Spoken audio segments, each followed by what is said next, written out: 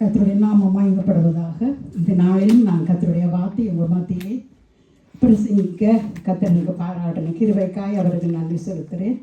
இந்த நாளிலும் சௌரன் ஜூஜின் அவர்கள் தான் இந்த இடத்திலே வார்த்தையை கொடுப்பதாக இருந்தது. அவர் இந்த நாளிலும் எனக்கு இந்த சந்தர்ப்பத்தை அவர் தந்தார். அவருக்கு நன்றி செலுத்துகிறேன். அதனுடைய இந்த வழி நாம் ஒருமனப்பட்டு நாம் வார்த்தைக்காக நம்ம கடந்து செல்வோம்.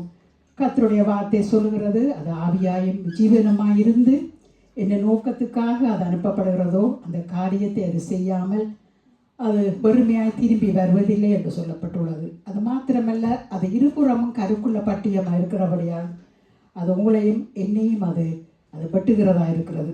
அப்படியே அந்த வேளையிலும் கர்த்தர் நம்மளோட பேசும்படியாய் ஒரு அநேகமாக நாம் விசுவாசிக்கிற ஒரு சுருக்கமான செய்தி, ஆனாலும் கர்த்தர் எப்படி வழி நடத்துகிறாரோ அதன் பிரகாரம் நான் இந்த செய்தியை உங்கள் மத்தியிலே பேசுவேன். நான் அப்படியாக கர்த்தர் இந்த நாளிலும் நம்மளோடு அவர் பேசும்படியாக நாம் கண்களை மூடி நாம் ஜெபம் பண்ண போகிறோம். கர்த்தாவே, நீ என்னோடு பேசும்.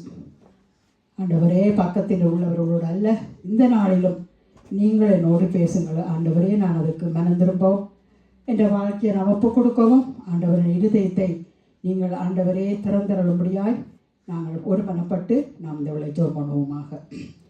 வாக்குத்தத்தம் தந்தவரே, உந்தன் வாக்கில் உண்மை உள்ளவரே, வாக்குத்தத்தம் தந்தவரே, உந்தன் வாக்கில் உண்மை உள்ளவரே, யார் மறந்தாலும் நான் மறவேனே என்ற வாக்கினத்து அழித்தவரே, யார் மறந்தாலும் நான் மறவேனே என்ற வாக்கினத்து அழித்தவரே, ஒரு நாளும் என்னை மறவ தெய்வம் நீரே, நன்றியோடு உம்மை துதிக்கிறேன். ஒரு நாளும் என்னை மறவ தெய்வம் நீரே, நன்றியோடு உம்மை துதிக்கிறேன். நன்றி இயேசுவே, என்னாலும் இயேசுவே, நன்றி இயேசுவே, என்னாலும் இயேசுவே. அன்பிதாவே, தருமையான இந்த மத்தியான வேளைக்காய் நாங்கள் இந்த இடத்தில் உங்களுடைய சமூகத்திலே நாங்கள் கூடி வந்திருக்கிறோம். ஐயா, நீங்கள் பேசுகிற தெய்வம் கர்த்தாவே, 2 பேராவது 3 பேராவது என் நாமத்தினாலே கூடி வரும்பொழுதோ நான் அந்த இடத்துல இருப்பேன் என்று சொன்னவரே, கர்த்தராகிய இயேசு கிறிஸ்துவின் நாமத்தில் நாங்கள் கூடி வந்திருக்கிறோம். அன்பு பிதாவே, இந்த நாளிலும் ராஜா, நீங்கள் விடாய்த்த ஆத்துமாவை தேற்றி ஆண்டவரே நன்மையினால் நிரப்புகிறவர், எங்களோடு நீங்கள் பேசும்படியாக நாங்கள் கெஞ்சுகிறோம். இந்த வார்த்தைக்கு எதிரான எல்லா தடைகளும் நீங்கி போவதாக இயேசு கிறிஸ்துவின் நாமத்தில். பரிசுத்த ஆவியானவரே, நீங்கள் திருவுளம் பற்றுங்கள், என்னை மறைத்து பிதாவாகிய தேவனையும் குமாரனாகிய இயேசு கிறிஸ்துவை மகிமைப்படுத்த நீங்கள் கிருபை பாராட்டும்படியாய் எல்லா துதி கன மகிமை உங்கள் ஒருவருக்கே செலுத்தி கர்த்தராகிய இயேசு கிறிஸ்துவின் நாமத்தில் ஜெபிக்கிறேன் பிதாவே, ஆமென். இந்த நாளிலும் நான் உங்கள் மத்தியில் எடுத்துக்கொண்ட தலைப்பு கர்த்தருடைய வாக்கு தத்தங்கள். இந்த செய்தி நான் ஏற்கனவே ஹாலண்டில் ஆரம்பத்தில் இந்த செய்தி நான் எடுத்தேன். அதாவது கர்த்தருடைய வாக்கு தத்தங்கள், ப்ராமிஸ். அதாவது வாக்கு தத்தங்கள்னு சொல்லும்போது உறுதிமொழி. நமக்கு தெரியும், இந்த வாக்கு தத்தங்களை குறித்து பார்க்கும்போது 99% வாக்கு தத்தங்கள் நிபந்தனையோடு கொடுக்கப்பட்டுள்ளது. 1% தான் நிபந்தனை இல்லாத வாக்கு தத்தம். நம்மளோட பிள்ளைகளை குறித்து நான் பார்க்கும்போது பெற்றோர் என்ன செய்கிறார்கள், பிள்ளைகளுக்கு அவர்கள் நிபந்தனையோடு கூட அவர்களுடைய விருப்பங்களை நிறைவேற்றுகிறார்கள். உதாரணத்துக்கு, இப்போதைய நிலைமையில் பிள்ளைகளுக்கு விருப்பமான காரியம் என்ன, ப்ளே ஸ்டேஷன் அல்லது டெலிஃபோன். அப்போ ப்ளே ஸ்டேஷன் கேட்கும்போது பெற்றோர் சொல்லுகிறார்கள் நிபந்தனையோடு கூட, நீ உன்னோட படிப்பு நேரத்தில் இதை நீ பாவிக்கக்கூடாது, நீ உன்னோட படிப்பை இதில் அந்த நேரத்தை நீ செலவழிக்கக்கூடாது, நீ குறிப்பிட்ட நேரம் தான் அந்த ப்ளே ஸ்டேஷனை நீ விளையாட வேணும் என்று சொல்லி உங்களுக்கு நீ வாக்கு கொடுக்க வேணும் என்று சொல்லி அவள் சில வழியை வாங்கி கொடுக்குறார்கள். ஆனால் அது சில வழி பிள்ளையாக போகிறது. பிள்ளைகள் என்ன செய்கிறார்கள், அதை மிஸ்யூஸ் பண்ணுறார்கள். அதாவது கூட நேரம், படிப்பு நேரத்தை அவர்கள் என்ன செய்கிறார்கள் விட்டு ப்ளே ஸ்டேஷன்லே தங்கள் நேரத்தை செலவழிக்கிறார்கள். இதன் நிமித்தம் அவர்கள் சிலோட எக்ஸாமில் ஃபெயில் பண்ணுகிறார்கள். முக்கியமான பாடம் மேத்ஸ் அதுகள் எல்லாம் அவர்கள் மார்க்ஸ் குறைவாக போகிறது. சில வேளையிலே பெற்றோர் என்ன செய்கிறார்கள், பிள்ளைகள் கேட்கிறார்கள், இப்போதைய நிலைமையில் நவீன காலத்தில் தங்களுக்கு ஃபோன் தேவை என்று சொல்லி, அதாவது விலை உயர்ந்த ஃபோன், டெலிஃபோன், மொபைல் டெலிஃபோன் கேட்கும்போது பெற்றோர் என்ன செய்கிறார்கள், நிபந்தனையோடு கூட இந்த டெலிஃபோனை நீ படிக்கிற நேரத்தில் நீ பாவிக்கக்கூடாது.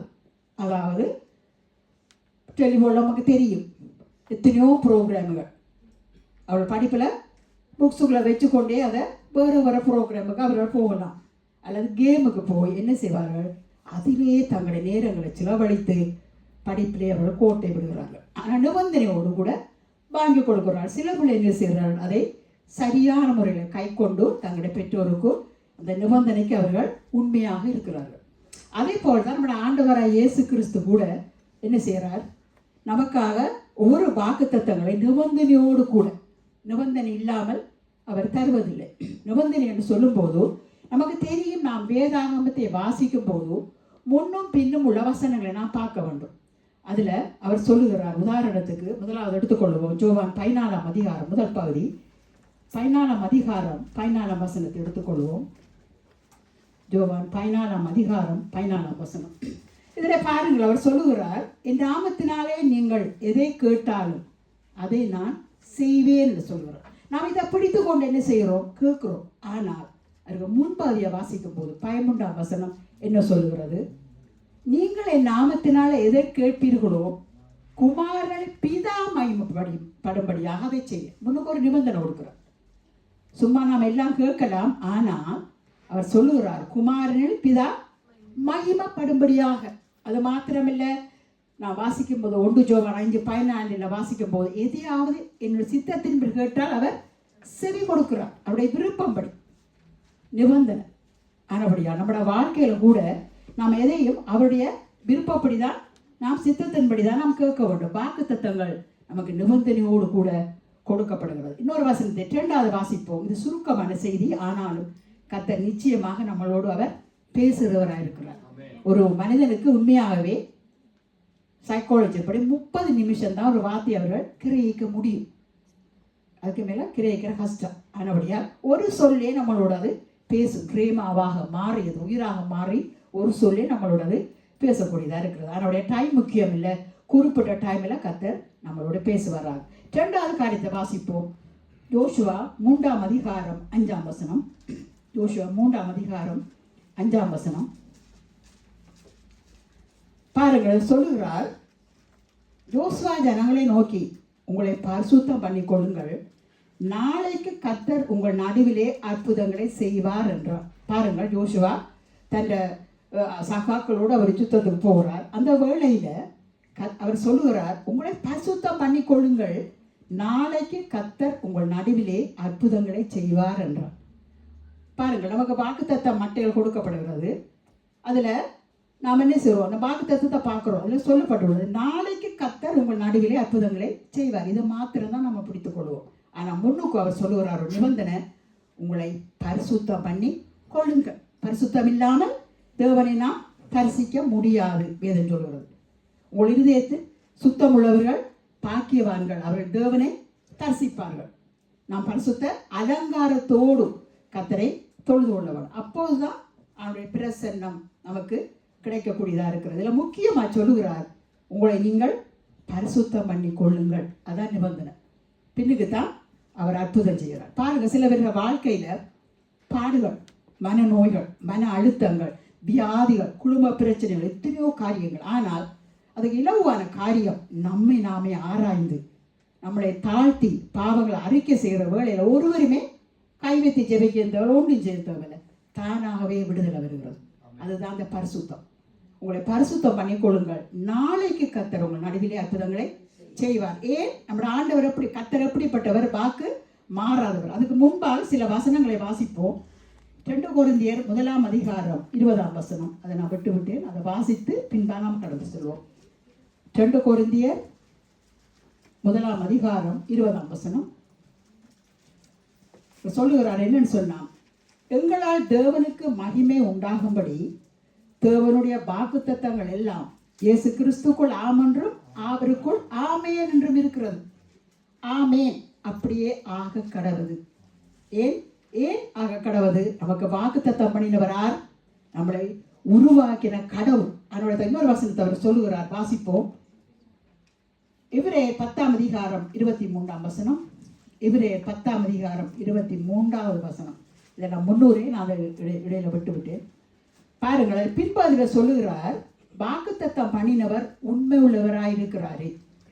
அப்ப வாக்குத்தத்தம் பண்ணினவர் கடவுள் உண்மை உள்ளவர், அவர் மாறாதவர். இன்னொரு வசனத்தை வாசிப்போம். எண்ணாகமம் 23ஆம் அதிகாரம் 19வது வசனம். எண்ணாகமம் பழைய ஏற்பாட்டில் 23ஆம் அதிகாரம் 19 சொல். அவர் சொல்லுகிறார், பாருங்கள், பொய் சொல்ல தேவன் ஒரு மனிதன் அல்ல, மனம் மாற அவர் ஒரு மனுபுத்திரனும் அல்ல. அவர் சொல்லியும் செய்யாதிருப்பாரா? அவர் வசனித்தும் நிறைவேற்றாதிருப்பாரா? பொய் சொல்ல ஒரு மனுஷன் இல்லை, மனுஷன் பொய் சொல்லுவான். மனம் மாற அவர் ஒரு மனுபுத்திரனும் அல்ல. மனுஷனுடைய வாக்கு கொடுப்பான், நாளைக்கு மாறிடுவார். ஆனால் அவர் சொல்லியும் செய்யாதிருப்பாரோ? அவர் வசனித்தும் நிறைவேற்றாதிருப்பாரா? பாருங்க, நம்மளோட வாழ்க்கையில கடவுள் அநேக வழியில் இந்த வார்த்தைகளை வாக்குத்தத்தத்தை நமக்கு தருகிறார். சில வேளை அது நிறைவேறி இருக்கும், சில வேளை அது நிறைவேறாமல் இருக்கும். ஆனால் கர்த்தர் நிச்சயமாக நிறைவேற்றுவார். ஏனென்றால் அவர் சொல்லியும் செய்யாதிருப்பாரா என்று சொல்லப்பட்டுள்ளது. இன்னொரு வசனத்தை வாசிப்போம். ரோமர் 11ஆம் அதிகாரம் 29வது வசனம். ரோமர் 11:29.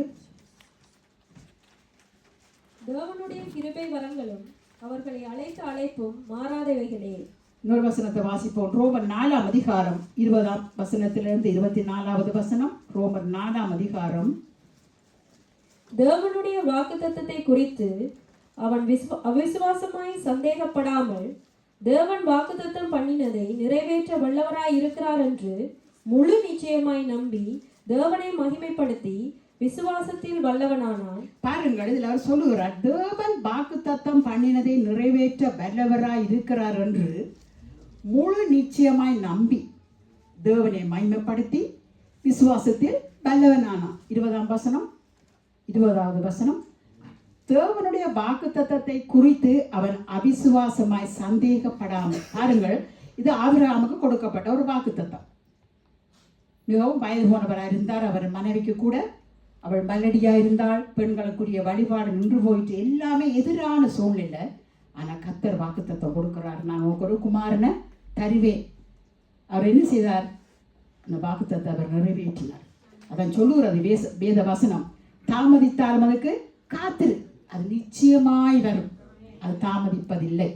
சூழ்நிலை நமக்கு எவ்வளவுதான் எதிராக இருந்தாலும் அந்த அவதிப்பட்டு ஆபிரகாம் என்ன செய்கிறார்? கடைசியா சாராள ஆலோசனையை கேட்டு அவர் கடைசியா ஆகாரோடு சேர்ந்து இஸ்மவேலை அவர் பெற்றுக்கொள்வார். அது கடவுளோட வழி நடத்தல் இல்லை, அந்த அவதி.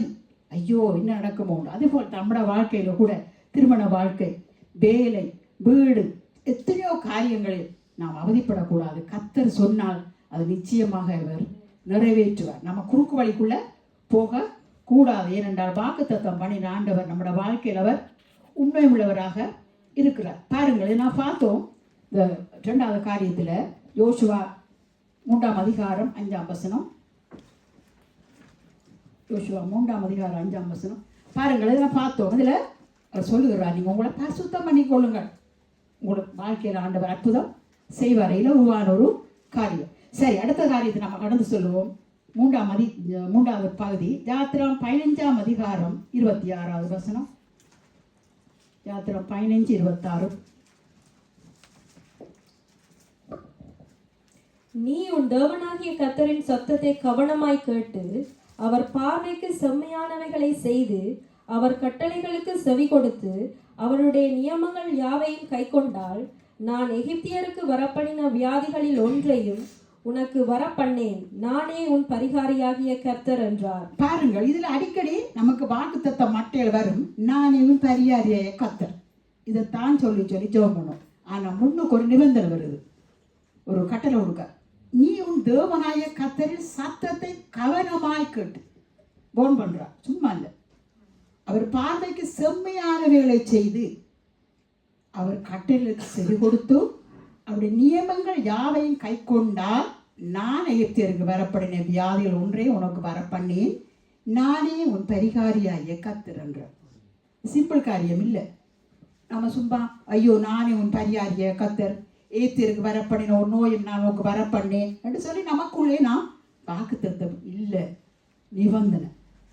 நீ உன்னோட வாழ்க்கையை சரிப்படுத்தாம அந்த வியாதி ஒன்றை விட்டு போகாது, திரும்ப திரும்ப வரும். சில வியாதிகள் கடவுளோட நாம மகிமைக்காக வருகிறது, சில வியாதிகள் நம்மளை நாம சரிப்படுத்த பாவத்தின் நிமித்தம் சொல்லுகிறார். நானே உன் பரிகாரியாகிய கர்த்தர் சொல்லுகிறார். ஆனபடியால் நாம் சிந்திக்க வேண்டிய காரியம். சரி, 4வது பகுதிக்கு நாம் கடந்து செல்வோமாக. உபாகமம் 28ஆம் அதிகாரம் எடுத்துக்கொள்வோம். உபாகமம் 28ஆம் அதிகாரம் 1 பார்க்கும்போது வாசிக்க முன்பாக நமக்கு தெரியும், இந்த உபாகமம் 28ஆம் அதிகாரத்திலும் கொஞ்சம் பகுதியில் அவர் என்ன செய்கிறார், கடவுளோட வார்த்தைக்கு நாம் கீழ்ப்படியும் போது ஆசீர்வாதங்களை கூறுகிறார். பின்பு நாம் கீழ்ப்படியாமல் போகும்போது சாபங்கள் வருகிறது. அதில் 1வது வசனத்தை வாசிப்போம்.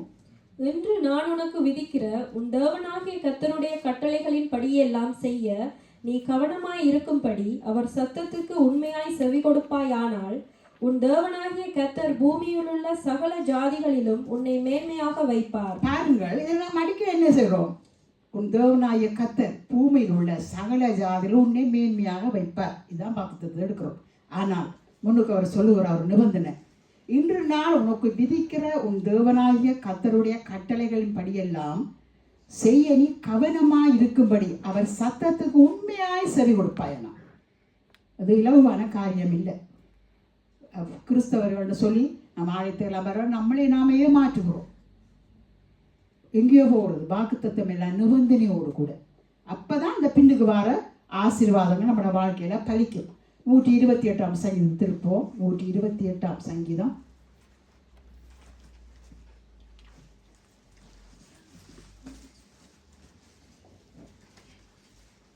வாசிங்க. 128ஆம் சங்கீதம். கர்த்தருக்கு பயந்து அவர் வழிகளில் நடக்கிறவன் எவனோ அவன் பாக்கியவான். பாருங்கள், இதுல பின்னுக்கு அவர் சொல்லுகிறார். இந்த சங்கீதம் 128ஆம் சங்கீதம் பொதுவாக ஒரு திருமண விழாவிலே அல்லது ஒரு குடும்ப ஆசீர்வாதத்துக்காக வாசிக்கப்படுகிறது.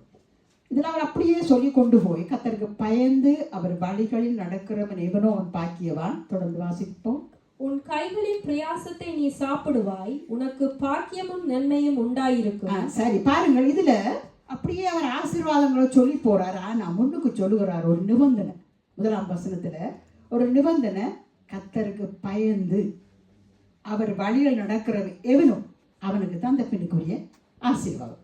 பாருங்க, நமக்கு தெரியும் பைபிள்ல யோசேப்பை குறித்து நாம வாசிக்கிறோம். யோசேப்பு ஒரு கர்த்தருக்கு பயந்த ஒரு வாலிபனாயிருந்தார். அவருடைய தகப்பனுக்கு ஒரு பிரியமானவன். இது இடையில வர இந்த செய்தியில கர்த்தருக்கு பயப்படுற பயம் உண்மை.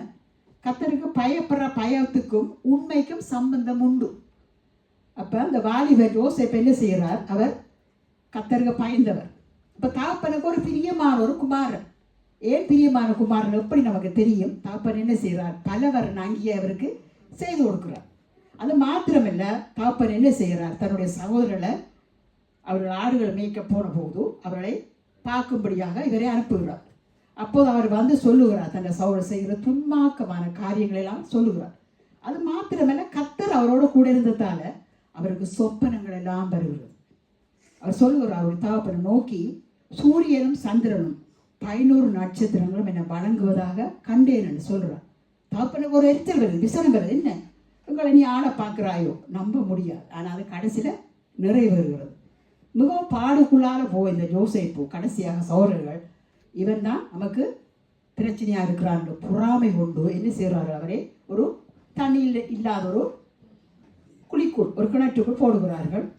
அவர் கத்துகிறார். அப்போது கடைசி அந்த ரூபன் ஒரு சகோதரர் அவரை எடுத்து கடைசி அவர் மீதியானியர் என்று சொல்லி ஒட்டகங்களோடு வருகிறார்கள். அவை கையில் ஒப்பு கொடுக்கிறார். அவரை கொண்டு போய் ஒரு போத்திபார் என்று சொல்லி ஒரு எகிப்து அதிபதிக்கு ஒப்பு கொடுக்கிறார்கள். அந்த இடத்திலே அவருக்கு மீண்டுமாக சோதனை வருகிறது. அவர் மனைவி விபச்சார பாவம், விபச்சாரம் பண்ணும் போது திருமணமானவர்கள் செய்கிற பாவம். அந்த பாவத்துக்கு அவரை இந்த வாலிபனை இழுக்கிறார். அப்போது அவர் சொல்லுகிறார் வசனம் ஆதியாகமம் 39ஆம் அதிகாரம் எடுப்போம். 39ஆம் அதிகாரத்தில்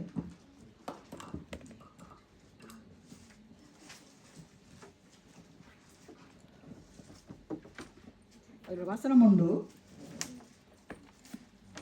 எடுத்தா நீங்க போடுங்க. அதில் அவர் சொல்லுகிறார், நாம் தேவனுக்கு விரோதமாக பாவம் செய்வது எப்படி? 9வது வசனம்.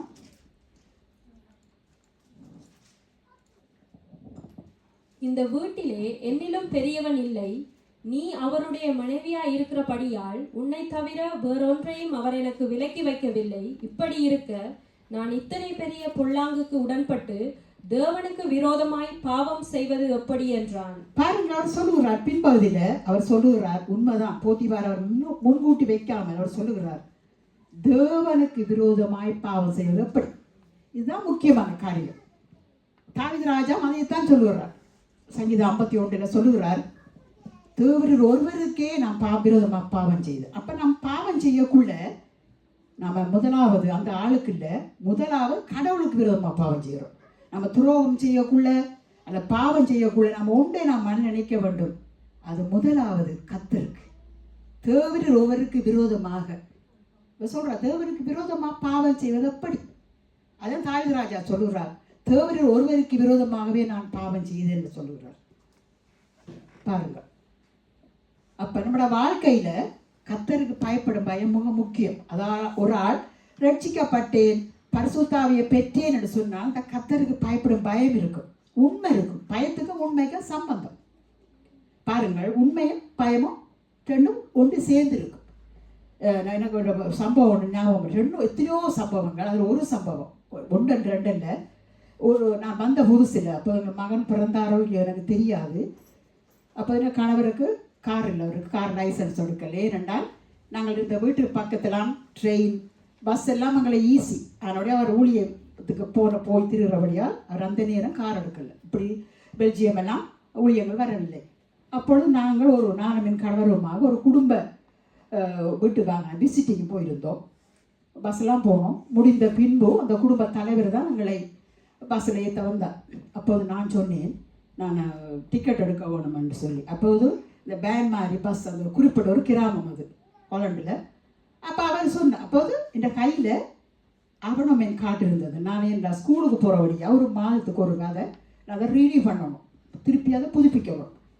அப்போ அவர் கேட்டாலும் உங்களை இந்த அவனமென் காட்டு இருக்குதானே சிஸ்டர்? நான் சொல்லி இருக்குது, அது முடிஞ்சு. அது சரி, இது யார் பார்க்க போகிறார்? டிரைவர் பார்க்க போகிறார். யார் சொல்கிறா சேர்ச்சுக்கு வர? நான் சொன்னேன், டிரைவர் பார்க்கல, கடவுள் பார்க்குறாருன்னு சொல்லி. இப்படி தான் நடந்து கொண்டு இருக்கிறார். அதோட இன்னொரு காரியம், ஒரு ஆவிக்கிற சபைக்கு போகிற ஒரு அக்கா, அது எங்களோட சபைக்கு வரவில்லை. அவையோட ஒரு அக்கா ஃபோன் பண்ணி கேட்டால், நயோமியும் கூட ஆர்னம் காட்டிருக்கிறாண்டு. இங்கே நாங்கள் இருக்கிற சிட்டி ஆர்னம். ஏன்னு கேட்டேன், அவள் ஸ்விம்மிங் போகிறாவாம். அந்த ஆர்னம் காட்டிருந்தால் அது டிஸ்கவுண்ட் போகலாமான்னு சொல்லி. அப்போ சொன்னான். அவள் சொன்னால் என்னிடமும் இல்லை, ஆனால் ஒரு இந்து சகோதரின் ஆர்னம் காட்டி நான் போகிறேன்னுண்டா. எனக்கு திக்குன்றது என்னட்டா அப்படி பாவிக்க முடியாது. இன்னொரு காட்டை நான் பாவிக்கலாமா? ஆனால் அந்த நேரத்தில் எனக்கு ஆரம்பம் சொல்லுவதற்கு தைரியம் இல்லை. பாருங்கள், அது ஒரு இந்து சகோதரிய காடை இவ பாவிக்கிறான். அதுபோல் தான் இப்போது நடக்கிற ஒரு சம்பவம். பஸ்ஸில் ஓவே சிப் காட் இன்னொரு சௌரி எனக்கு சொன்னாள், நயோமி இப்போ பக்கத்தில் ஒரு சௌரிய பேரை சொன்னால் அவள் தன் மகள் ஓவே சிப் காட்டை தான் பாவிக்கிறாண்டு. நான் இது சட்டப்படி இது பிள்ளை. நம்ம எடுக்கும்போதே அவர்கள் சொல்லித்தான் தருவாங்க, வாக்கு தத்தம், அதில் சத்திய பிரமாணம். கிறிஸ்தவம் அங்கே போகிறது. அதே மாதிரி தான் எத்தனை பேர் உண்மை இல்லாத காரியங்கள், இன்னொரு வேறு காரியத்தை திருடுற, இன்னொரு காரியங்கள் உண்மை இல்லை, அவர் மனச்சாட்சிக்கு தெரியும் அது. ஆனால் பயப்படுறதில்லை, மனம் திரும்புறதும் இல்லை. எவ்வளோதான் 1000 தர பிரசங்கம் எடுத்தாலும் இந்த உண்மைக்கும் கடவுள் பயத்துக்கும் சம்பந்தமே இல்லை. எத்தனையோ காரியங்களை நான் சொல்ல முடியும். ஏன் நான் சொல்லுகிறேன், இந்த விஷயத்தில் நான் சாட்சியாக இருக்கிறவரை நான் தைரியமாக சொல்லுவேன். கர்த்தருக்கு பயப்படும் பயம், அதோட சேர்த்து உண்மை. என்ன வந்தாலும், எவ்வளோதான் நஷ்டம் வந்தாலும் நான் உண்மையாக இருப்பேன். இன்னொரு சம்பவத்தை நான் வாசித்தேன், உண்மையான ஒரு சம்பவம். இந்தியாவில் நடந்த ஒரு சம்பவம். இந்தியாவில் இப்போ இலங்கையில் அதே சம்பவம் வந்து விட்டது. படித்த பட்டதாரிகள் இலங்கையில் போது வேலை இல்லை. அதேபோல் இந்தியாவிலும் கூட ஒரு சகோதரர், அவர் மிகவும் படித்திருந்தார். அதனால் அவருக்கு வேலை இல்லை. அவர் ஒரு வறிய குடும்பத்தை சேர்ந்தவர். அவரை நம்பித்தான் அந்த குடும்பம் இருந்தது. இந்த வேளையிலே அவர் மிகவும் கவலைப்பட்டவர். வேலைக்கெல்லாம் அப்ளை பண்ணி அவர் கிடைக்கவில்லை. அவர் ஒரு நாள் காலை வேளையில் ஒரு கடற்கரையிலே நடந்து கொண்டிருந்தார். தன் நிலைமை யோசித்து, அவர் ஒரு கிறிஸ்தவர், இளம்பாலிவன். திடீரென்று பார்த்தால் ஒரு மணி பர்ஸ் ஒன்று. இது என்னடா அங்கே திறந்து பார்த்தா அதுக்குள்ள நிறைய தாழ்த்தாளா காசுகள். இவருக்கு சரியான சந்தோஷம். ஐயோ, கடவுள் தான் இதை சந்திச்சிருக்கிறார் என்று அவர் எடுத்து யோசிக்கக்குள்ள ஆண்டவர் பேசினார். பார், அதுக்குள்ள என்ன இருக்கு? விசிட்டிங் கார்டு இருக்கு. இப்படி இருக்கு, விசிட்டிங் கார்டு இருக்கு. அதுக்குள்ள நீ இந்த படத்தை எடுத்து என்ன துக்கப்படுத்த போறியா, அல்லது இந்த விசிட்டிங் கார்டுக்கு சம்பந்தப்பட்ட ஆளோட தொடர்பு கொண்டு இந்த மணி பர்ஸ் அப்படியே கொடுக்க போறியா? நீ தான் முடிவெடுக்கும். அவருக்கு பெரிய ஒரு போராட்டம். கடைசியாக முடிவெடுத்தார். இந்த குடும்பம் ஏழ்மை குடும்பம், வறுமை, அண்டண்டுக்கு சாப்பிட கூட வழி இல்லை. இல்லை ஆண்டவரே, நான் உங்கள் சுத்தத்துக்கு கீழ்ப்படிவேன்னு சொல்லி அந்த விசிட்டிங் கார்டில் உள்ள நபரோடு தொடர்பு கொண்டார். உடனே அவர் வந்தார். பெரிய ஒரு காரில் வஜ்ரோவில் வந்து இறங்குறார் அந்த உரிமையாளர். அப்போ வேறு சொன்னால், இப்படி நான் எடுத்தேன், உங்களோட விசிட்டிங் கார்டு இருக்குதுல்லன்னு. அவர் பார்த்து அவர் சொன்னார், அப்படியா, இது நடக்கவே நடக்காத காரியம். என் பர்ஸ் எப்படியோ விழுந்து விட்டது. நான் தேடி சிற்றியான கவலை எனக்கு. அதுக்குள்ளே நிறைய பணம் எல்லாம் இப்படி போய்விட்டது என்று சொல்லி. ஆனால் இது ஒரு அரிது இப்படி கண்டுபிடிக்கிற. நான் ஒரு தொழில் அதிபர், எத்தனையோ கம்பெனிக்கு நான் பொறுப்பாக இருக்கிறேன் என்று சொல்லி இவரை விசாரித்து இவர் நிலைமை அறிந்து இவருக்கு வேலையை கொடுத்தார். உண்மையுள்ள மனுஷன் பரிபூரணமான ஆசீர்வாதங்களை பெறுவான். உண்மைதான் ஒருவனை உயர்த்துவது. நீதிதான் ஒருவனை உயர்த்துவது. கர்த்தருக்கு பயப்படும் தான் ஒருவனை உயர்த்துவது. பாருங்கள், இதில் சொல்லுகிறார். அவர் கர்த்தருக்கு பயந்த மனுஷனை குறித்து தான் இந்த 128ஆம் சங்கீதம் சொல்லப்பட்டுள்ளது. சரி, இந்த வாக்குத்தத்தம். அடுத்தது 5வது வாக்குத்தத்தம் போவோம், வாசிப்போம். சங்கீதம் 103. இதோடு நாம் செய்தியை முடிக்க போகிறேன். 103ஆம் சங்கீதம் 11, 13, 103ஆம் சங்கீதம் வாசிங்க. பூமிக்கு வானம் எவ்வளவு உயரமாய் இருக்கிறதோ, அவருக்கு பயப்படுபவர்கள் மேல் அவருடைய கிருபையும் அவ்வளவு பெரிதாய் இருக்கிறது. 13ஆம் வசனம்.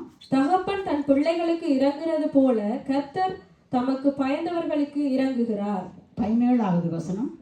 கர்த்தருடைய கிருபையோ அவருக்கு பயந்தவர்கள் மேலும் அவருடைய நீதி அவர்கள் பிள்ளைகளுடைய பிள்ளைகள் மேலும் அனாதியாய் என்றென்றைக்கும் உள்ளது. 18ஆம் வசனம். அவருடைய உடன்படிக்கையை கைக்கொண்டு அவருடைய கட்டளைகளின்படி செய்ய நினைக்கிறவர்கள் மேலேயே உள்ளது. மீண்டுமா வாசிப்போம். 103ஆம் சங்கீதம் 11வது வசனம். 103ஆம் சங்கீதம் 11ஆம் வசனம். பூமிக்கு வானம் எவ்வளவு உயரமாய் இருக்கிறதோ, அவருக்கு பயப்படுபவர்கள் மேல் அவருடைய கிருபையும் அவ்வளவு பெரிதாய் இருக்கிறது. பாருங்கள், நாம் அடிக்கடி கிருபை கிருபை கிருபை, சில பேர் இந்த நேரம் சொல்லுவாங்க கிருபை. நம்ம கிருபையினாலே நாம் ரட்சிக்கப்பட்டோம், அது உண்மை, தேவனுடைய ஈவு. அதிகாலை வழியில் அவர் தன்னை கிருபையை பொழிகிறார். ஆனால் பாருங்க, இதில் நிபந்தனை. சும்மா இல்லை, அவருடைய கிருபையை தாரும். அவருக்கு பயப்படுகிறவரின் மேல் அவருடைய கிருபை அவ்வளவு பெரிதாக இருக்கிறது. சும்மா ஆண்டவர் தாரில்லை. 13ஆம் வசனத்தில் சொல்லுகிறார். 13ஆம் வசனத்தில், தகப்பன் தன் பிள்ளைகளுக்கு இறங்குறது போல கர்த்தர் தமக்கு பயந்தவர்களுக்கு இறங்குகிறார். பாருங்கள், தமக்கு பயந்தவர்களுக்கு அந்த கிருபையெல்லாம் அப்படியே வந்து கொண்டே இருக்கிறது. 14ஆம் வசனத்தில், கர்த்தருடைய கிருபையோ அவருக்கு பயந்தவர்கள் மேலும் அவருடைய நீதி அவர்கள் பிள்ளைகளுடைய பிள்ளைகள் மேலும் அனாதியாய் என்றென்றைக்கும் உள்ளது. அப்ப பாருங்க, இந்த கிருபைன்னு சொல்லி நம்ம சொல்றோம் கிருபை கிருபை கிருபை இல்லை. கிருபை கசப்பு வேறு உள்ளத்துல, ஒரு 6 உள்ளத்துல வருது. கிருபையை போக்கடிக்கிறார்கள். பாயை பின்பற்றவர்கள் கிருபை போகிறது. ஆனா கிருபை ஒரு ஆளு கிடைக்கணுமெண்டா அவர் கர்த்தருக்கு பயப்படணும். அதோட முக்கியமான இன்னொரு வசனம் வாசிப்போம். 1 பேதுரு, மன்னிக்கவும், யாக்கோபு 4ஆம் அதிகாரம் 6ஆம் வசனம். யாக்கோபு 4:6. அவர் அதிகமான கிருபையை அளிக்கிறாரே, ஆதலால் தேவன் பெருமையுள்ளவர்களுக்கு எதிர்த்து நிற்கிறார், தாழ்மையுள்ளவர்களுக்கோ கிருபை அளிக்கிறார் என்று சொல்லி இருக்கிறது. பாருங்கள், பின்பகுதியில ஒரு நிபந்தனையோடு அவர் எப்படிப்பட்டவர்களை கிருபை அளிக்கிறாரா? தாழ்மை உள்ளவர்களுக்கு, சும்மாக்களுக்கு இல்லை. ஒரு ஆள் தாழ்மையா இருக்கும்போது அவர் கிருபை அளிக்கிறார். ஆனா முன்னுக்கு பெரிய எச்சரிப்பு, பயங்கர எச்சரிப்பு. பெருமை உள்ளவர்களுக்கு தேவன் எதிர்த்து நிற்கிறார். மனுஷன் இல்லை, கடவுள் ஒரு ஆளுக்கு எதிர்த்து நிற்கிறேன்டா அப்படி இருக்கும். ஆசீர்வாதமே இல்லை, பெருமை. ஆனால் தாழ்மை உள்ளவர். அதுதான் மரியாள் தாயார் வந்து ஒரு குக்கிராமத்தில், நாசரேத் ஒரு எடுத்துக்கொள்ளப்படாத ஒரு குக்கிராமம்.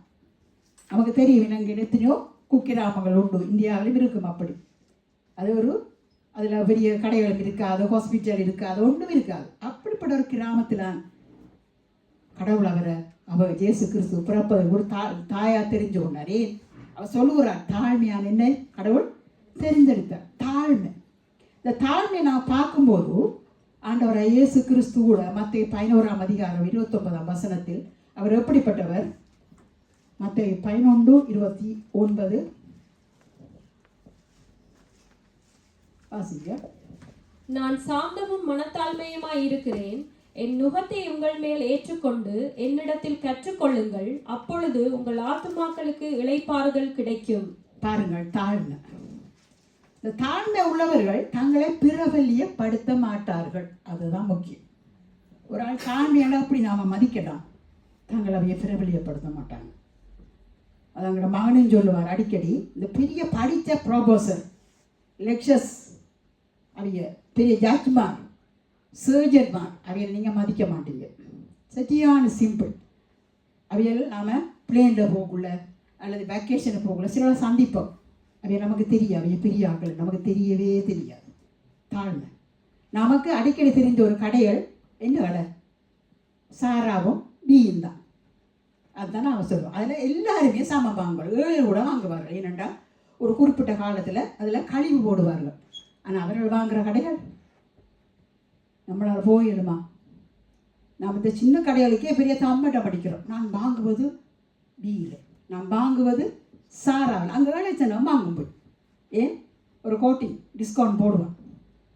இவர்கள் அப்படி இல்லை, தங்களை பிரபலியப்படுத்த மாட்டார்கள். தாழ்மையானவர்கள். தாழ்மை உள்ளவர்களுக்கு கர்த்தர் கிருபை அளிக்கிறார். என் குடும்பத்தில் நான் என் தாயையும் என் மூத்த சௌரியம் குறித்து நான் எப்போதும் சாட்சி சொல்வேன். அவர்கள் தான் எனக்கு முன்மாதிரி. இந்த சௌரியம், மூத்த சௌரியம் உங்களுக்கு தெரியும். அவள் கிறிஸ்துக்குள்ள நித்திரடைந்தா சாந்தி. இந்த அடிக்கடி அவரோட கணவரோடு அவள் வருவது உண்டு. என்னோட தாயாரை குறித்து நான் சாட்சி சொல்லுவேன். அவர் ஒரு டீச்சராக இருந்து பென்ஷனுக்கு போனவன். அவள் பென்ஷனுக்கு போன பின்பு என்னுடைய சகோதரர் ஒருவர் வெளிநாட்டிலிருந்து அவருக்கு ஒவ்வொரு மாதமும் காசு அனுப்புவார். வெளிநாட்டில் பேங்கில் கல்மனை என்ற இடத்துக்கு தான் போகணும். இப்போதெல்லாம் பக்கத்தில் பேங்க். அந்நேரம் கல்மனை என்ற இடம் பேங்க் வசூலுவோம் போவா. அப்போ என்ன தாயாரை பார்த்தாலும் மிகவும் சிம்பிள். இந்த தகப்பனார் பெரிய ஒரு ஆஃபீஸர், அவர் ஏஜி ஆஃபீஸில் சிசியாக இருந்தார். அவர் பெரிய கோட் டையெல்லாம் போட்டு தான் போவார் வேலைக்கு. ஆனால் அந்த தாய் அப்படி இல்லை, மிகவும் எளிமை. அவள் டீச்சருடே யாரும் சொல்ல மாட்டாங்க. அவ்வளோ சிம்பிள். குடும்பத்துக்காக வாழ்ந்த ஒரு தியாகி. அவருடைய ஜெபந்தான் எங்களை பாதுகாத்தது. 8 பிள்ளை நாங்கள், 4 ஒவ்வொரு பிள்ளையும் படிப்பிச்சு தன் வாழ்க்கை சாட்சி பக்கத்தில் விட்டாக்கள் எல்லாரும் சொல்லுவாங்க, சாந்தமான ஒரு டீச்சர் எங்களுக்கு ஜெபத்தில் தாங்கி அப்படிப்பட்ட ஒரு அன்பான தாய். அப்போ ஒரு தடவை அவள் பென்ஷனுக்கு போன பின்பு அந்த பணம் எடுக்க போயிருந்தான் பேங்க் வசூலுக்கு. போனபோது அந்த பேங்கில் பொறுப்பானவர் சொன்னார், அந்த தெரியுமா அவங்களுக்கு கையெழுத்து அல்லது எழுத தெரியாதவர்களுக்கு ஊண்டுவர் கொடுப்பாரு, பெருவிரலை அதை எடுத்துட்டா ஊண்டு. அப்போ இந்த தாயார் ஒன்றுமே பேசுகிறேன், சண்டையும் பிடிக்கல. நான் டீச்சர் தானே, நான் எனக்கு அப்போ ஒன்று அவசியம் இல்லை, நான் கையெழுத்து வைப்பேன். அப்போ சரியண்டு அவரோட கையெழுத்தை பார்த்து அந்த கிளாக் ஏங்கி போயிட்டான். அவரோட எழுத்து அவ்வளோ வடிவான ஒரு எழுத்து, ஹேண்ட் ரைட்டிங். அவர் தமிழ் ட்ரெயின் டீச்சர். அப்போ அவன் உடனே கேட்டாராம், உன் ஐடென்டி கார்டு தாங்க உங்களோட அதுக்கப்புறம் உங்களோட 2 விருதம். அதில் ஓய்வு பெற்ற ஆசிரியை. பாருங்கள், தன்னை பிறவெளியை படுத்தலை. அதே போய்த்தால் என்னுடைய சகோதரி, உங்களுக்கு தெரியும், உங்கள் மத்தியில் வந்தவன் அவர் ஒரு குடையாளி, ஒரு அன்பான ஒரு ஆள். அவள் யாருக்குமே போய் சொல்கிறல, நான் ஒரு ஆர்கிடெக்சர்னு சொல்கிறதே இல்லை. அவர் ஆர்கிடெக்சர் படித்தோரா. அவருக்கு இலங்கையில் மினிஸ்டர்மார் வாய்ப்பு தான் அவரோட ஃப்ரெண்ட்ஸ் எல்லாம். ஆனால் இங்கே வந்தா ரஜினாக்காக தெரியும், ஒரு சிலருக்கு தெரியும், மிகவும் தாழ்மையாக தான் பழகுவாக்களோட, அன்பாக பழகுவா. ஊரே பின்னால் ஓடும் அவருக்கு. இந்த படிக்க ஆசனம்ல சாந்தி அக்காச்சி நாங்கள் அக்காச்சின்னு சொல்லுவார்கள், ஓடுவார்கள். தாழ்மை உள்ளவர்கள் தங்களை பிரபலியப்படுத்த மாட்டார்கள். பாருங்கள், இதில் சொல்லுகிறார், மிக முக்கியம். தாழ்மை உள்ளவருக்கு அவர் என்ன செய்கிறார்? கிருபை அளிக்கிறார். அவர்கள் கரம் பண்ணுவதில் என்ன செய்வார்கள்? எப்பொழுதும் முந்திக் கொள்வார்கள். மைக் தாழ்மை உள்ளவர்கள் கனம் பண்ணுவதில் முந்திக் கொள்வார்கள். ஐயோ விரலன்ட்டு காலடிக்கு வர வேணுமே அதெல்லாம் யோசிக்க மாட்டான். முந்தி ஓடி போய் பிரஷர் சொல்லுவார்கள். தாழ்ந்தவர்களை நீங்கள் மதிக்கலாம், தங்களை பிரபலியப்படுத்த மாட்டார்கள். தாழ்மை. நாம் அப்படி இருக்கிறோமா பாருங்கள். ஆண்டவர் வாக்குத்தத்தங்கள் நிபந்தனையோடு கூட கொடுக்கப்படுகிறது, சும்மா இல்லை. வாக்குத்தத்த மட்டையில் ஒவ்வொரு வருஷமும் நமக்கு கொடுக்கப்படுகிறது. நாம் என்ன செய்கிறோம்? ஐயோ கடவுள் எங்களோட பேசுவாரே என்று எடுக்கிறோம். போதரை சொல்லுகிற மாதிரி அதல்ல. சில வேளை அது பேசும், ஆனால் சில வேளை பேசாது, வேறு ஏதோ ஒன்று போகும் அது. ஆனால் ஏற்ற வேளையில் கர்த்தர் ரேமாவாக நம்முடைய நிலைமையை பார்த்து பேசுவார் வாக்குத்தத்தங்கள் மூலம். அது தெரியும் கடவுள் நம்மளோட பேசுகிறோம். அதோட நாம் இந்த வேளையிலே இந்த செய்தி சிறிய செய்தியாக இருந்தாலும் நாம் சிந்திக்க வேண்டியவர்களாக இருக்கிறோம். நாம் எங்கே இருக்கிறோம்? நம்முடைய வாழ்க்கை எப்படிப்பட்டது? வாக்குத்தத்தங்கள் ஒவ்வொன்றும் நிபந்தனையோடு கூட கொடுக்கப்படுகிறது. அது மாத்திரமில்லை, அவரை கிருபை கூட தாழ்மை உள்ளவர்களுக்கு, பெருமை உள்ளவர்களுக்கு அல்ல. அவரை எதிர்த்து நிற்கிறார். தங்களை பிரபலியப்படுத்த மாட்டார். எத்தனை பெரிய பெரிய படித்தவர்கள், படிக்காத மக்கள் கூட சில பேர், அந்நியமான சில பேர் தாழ்மையாக தான் இருப்பார்கள். படிப்பை பற்றி இல்லை, தாழ்மை. முந்திக் கொள்வார்கள் கனம் பண்ணுவதில், தங்களை பிரபலியப்படுத்த மாட்டார்கள். அதோடையால் நாம் இந்த வழியை நாம் சிந்திக்க வேண்டிய காரியம். இந்த கடைசி காலத்திலே நாம் எழுந்து நின்று ஜெபத்தோடு கூட நாம் இந்த காரியத்தை நாம் ஜெபிப்போம். அதன் பின்பாக சகோதரரை பொருட்படுத்த வழி நடத்துவார்.